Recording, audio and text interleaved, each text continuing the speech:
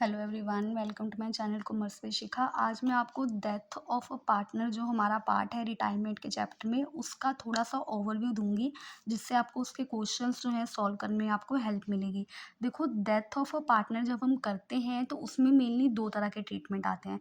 एक हमारे पास आता है ट्रीटमेंट ऑफ गुडविल, और दूसरा हमारे पास आता है उसका शेयर ऑफ प्रॉफिट कैलकुलेट करना। ओके, दो तरह के यहाँ पे ट्रीटमेंट्स आएंगे। जो ट्रीटमेंट ऑफ गुडविल है और जो शेयर ऑफ प्रॉफिट है, इसमें ट्रीटमेंट ऑफ गुडविल बिल्कुल सेम टू सेम होता है जैसे हम रिटायरमेंट के केस में करते थे। Same to same as in case of retirement. Clear? अब रिटायरमेंट के केस में देखो हम करते क्या थे। रिटायरमेंट के केस में हम गुडविल की एंट्री रिकॉर्ड करने के लिए अगर हमें ओल्ड रेशो गिवन होती थी और साथ में न्यू रेशो गिवन होती थी, तो हम सबसे पहले यहाँ पर रेशो की हेल्प से गेन कैलकुलेट करते थे। क्लियर? अगर हमें ओल्ड न्यू रेशो गिवन है और ओल्ड भी गिवन है तो हमें गेन निकालना ज़रूरी है।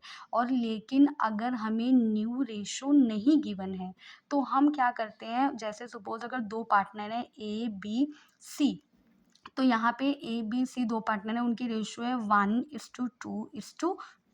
तो अगर सपोज सी का डेथ हो गया, ठीक है, this is the old ratio, और अगर सी का डेथ हो गया है तो हम सी के शेयर को काट कर जो गेनिंग रेशो है वो ले लेते हैं 1:2 between A and B.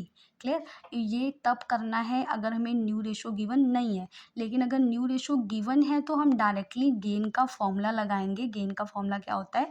New minus old. Gain का फॉर्मूला लगाना है, देन हमें गेन कैलकुलेट करना है, और फिर हमें गुडविल का जनरल एंट्री रिकॉर्ड करना है। किस तरीके से?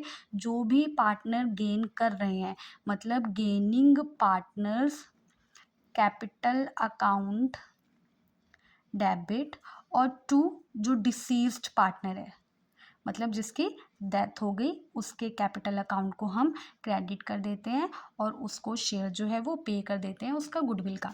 और ये किस रेशो में होगा? ये होगा गेनिंग रेशो में। क्लियर है? अगर गेनिंग रेशो ओल्ड न्यू के केस में कैलकुलेट होती है और जब ओल्ड न्यू नहीं गिवन है तो हम डायरेक्टली जो जिसका डेथ हुआ उसका शेयर निकाल देंगे, बाकी जो बची है वो गेनिंग रेशो ले लेंगे। और इस यही ट्रीटमेंट हम रिटायरमेंट और डेथ दोनों के केस में गुडविल का सेम करते हैं। लेकिन और ये सेम टू सेम रहेगा। और शेयर ऑफ प्रॉफिट जो है, जैसे वो हमें क्वेश्चन में बोलेगा सेम टू सेम वैसे ही कैलकुलेशन करनी है।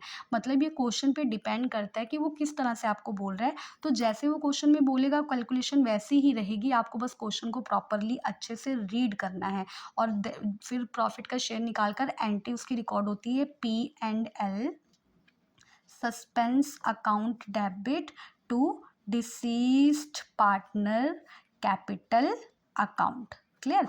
ये वाली हमें जनरल एंट्री रिकॉर्ड कर देनी है।